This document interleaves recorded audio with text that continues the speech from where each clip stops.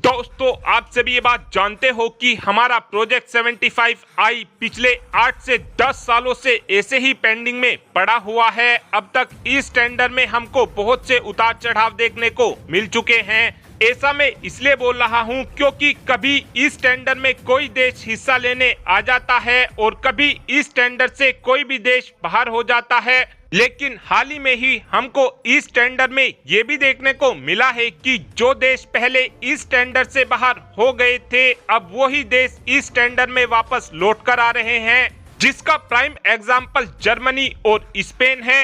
इस टेंडर से पहले ये दोनों ही देश बाहर हो गए थे, लेकिन अब ये दोनों ही देश इस टेंडर में फिर से वापस लौट कर आए हैं और इस समय इन दोनों ही देशों की पनडुब्बी के बीच कांटे का मुकाबला चल रहा है। और प्रोजेक्ट 75i में जर्मनी ने अपनी टाइप 214 पनडुब्बी को भारत को ऑफर किया है, वहीं पर स्पेन ने अपनी S80+ पनडुब्बी को भारत को ऑफर किया है। इन दोनों ही देशों की एंट्री से पहले इस टेंडर में साउथ कोरिया की पनडुब्बी सबसे आगे चल रही थी, लेकिन जब से जर्मनी और स्पेन की एंट्री फिर से इस टेंडर में वापस हुई है, जभी से ही साउथ कोरिया की पनडुब्बी इस टेंडर से बाहर हो चुकी है। फाइनली अब इस टेंडर को लेकर भारत की तरफ से भी बड़ी प्रोग्रेस की गई है, क्योंकि हाल ही में ही हमारी नौसेना की एक टीम जर्मनी की TKMS की फैसिलिटी में गई हुई थी, जहां पर हमारी इस टीम का ये काम था कि जर्मनी की टाइप 214 पनडुब्बी को इवेल्युएट किया जाए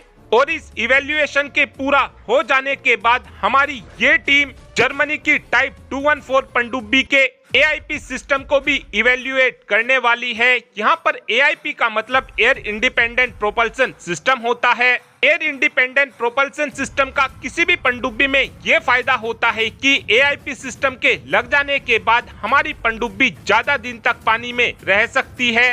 प्रोजेक्ट 75i में हमारी नौसेना एक ऐसी पनडुब्बी को लेना चाहती है जिसके अंदर ज्यादा बेहतर AIP सिस्टम लगा हो। और अब जर्मनी के बाद हमारी ये टीम स्पेन में भी जाने वाली है, क्योंकि स्पेन की तरफ से भी भारत को बोला गया है कि आप हमारी S80 पनडुब्बी को भी इवेल्युएट करने आइए।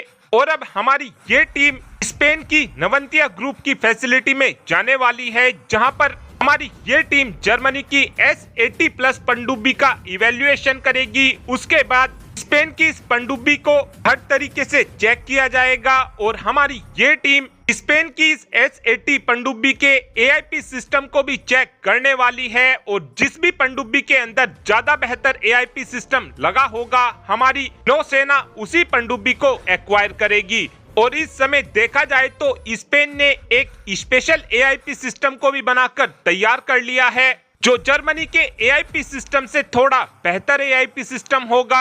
और स्पेन की तरफ से भारत को ये भी बोला गया है कि अगर भारत हमारी S80+ पनडुब्बी को हमसे लेता है तो हम अपनी S80 पनडुब्बी के अंदर भारत को अपना नया AIP सिस्टम भी लगा कर देंगे।